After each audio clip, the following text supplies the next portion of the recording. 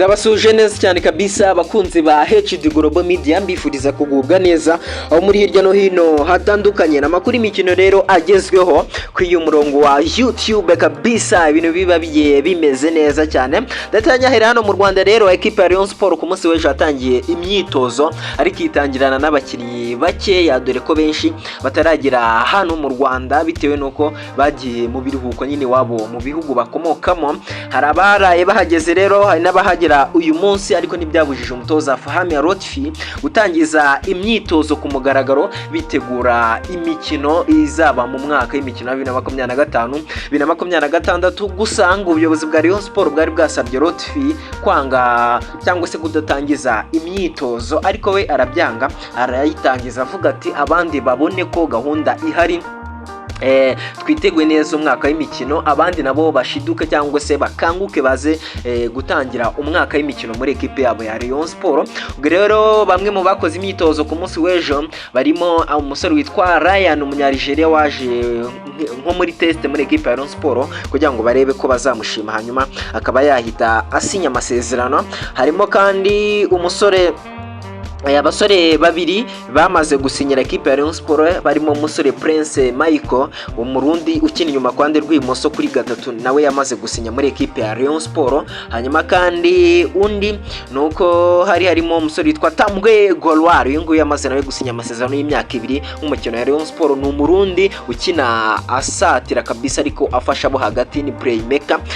Hanyuma kabisa harimo n'uwitwa kandi Tony Kitoga ukomoka muri Republika Demokarasi ya Kongo, nawe waje igisa nkaho ari gerageza, ariko we ngo yanitwaye neza cyane ku munsi w'ejo kabisa, yashimishije abari bitabiriye imyitozo bari bayirimo bakeya, ngo yarabashimishije kabisa, yarabiyeretse ko ari umukinnyi mwiza ushobora kuzaba akoreshwa mu gihe kiri imbere runaka kabisa. Uyu musore bita Tony Kitoga yakonvetse abantu, birashoboka rero ko nawe yabona amasezerano. Ubwo rero n'abandi bagomba kuzaza mu myitozo kabisa, bagiye mu biruhuko hirya no hino hatandukanye, bagomba kuzaza ibintu bikagenda neza, bagakomezanya na equipe ya Rayon Sport mu myitozo ikomeje kabisa. Iyo ni Rayon Sport Murera kabisa, isaro ry'Inyanza izaba igenda yigaragaza gake gake kabisa, dore ko iri kwitegura championnat, iri kwitegura Super Coupe, ariko mbere y'ibyo byose iri kwitegura Rio de izakina bidahindutse mu mpera z'ukwezi kwa 7 twamaze kwinjiramo kabisa.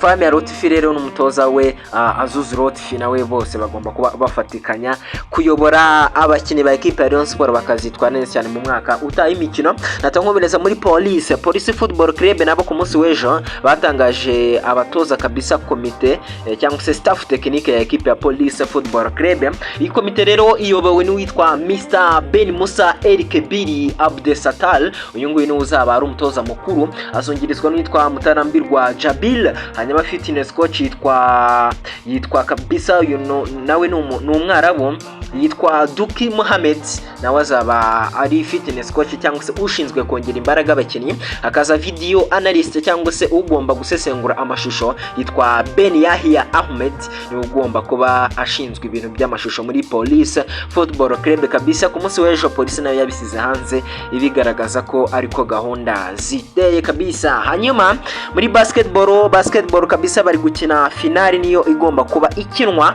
kuri uyu munsi wo kwa gatatu. Hari game 1 cyangwa se umukino wa nyuma wa finale uzaguza equipe ya AP Basketball Club ndetse na equipe ya League Basketball Club.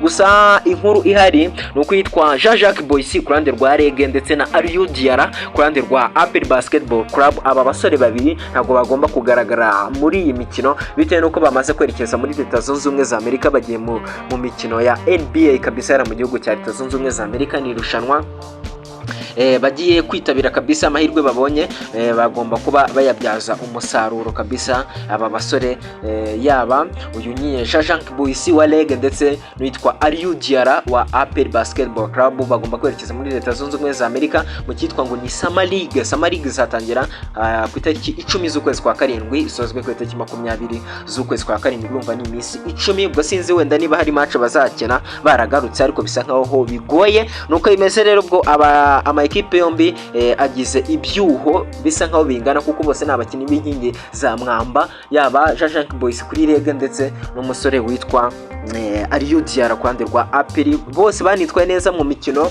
ya Debar yabereye mu gihugu cya Afrika y'Epfo muri playoff, bitwaye neza cyane kabisa, bari ari inkingi za mwamba z'ama ekipe yabo, ibintu byari bimeze fresh sana kabisa. Hanyuma rero abakunzi ba HD Global Media reka mbashimire cyane, bifurize kugubwa neza muri hirya no hino hatandukanye, mugomeze mugire ibihe byiza.